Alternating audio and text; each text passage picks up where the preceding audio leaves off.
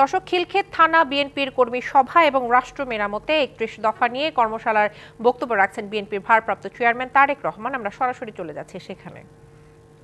আমরা এত অত্যাচার নির্যাতন সহ্য করেছি, আসুন আমরা সেই দেশের মানুষকে সামনে রেখে, দেশকে সামনে রেখে যেই কথাগুলো বলেছি, যেই কথাগুলো পৌঁছে দেওয়ার চেষ্টা করেছি, সেই মোতাবেক কথার পালা শেষ, এখন কাজের পালা শুরু। কাজ শুরু করার সময় এসেছে, আসুন আমরা সেভাবে কাজ করি।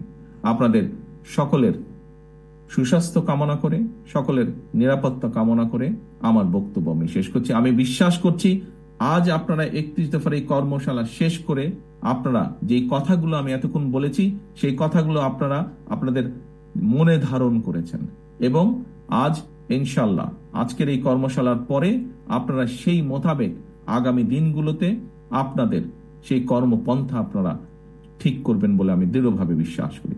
সকলে ভালো থাকবেন, সকলে সুস্থ থাকবেন। আল্লাহ হাফেজ। বাংলাদেশ জিন্দাবাদ, বাংলাদেশ জাতীয়তাবাদী দল জিন্দাবাদ।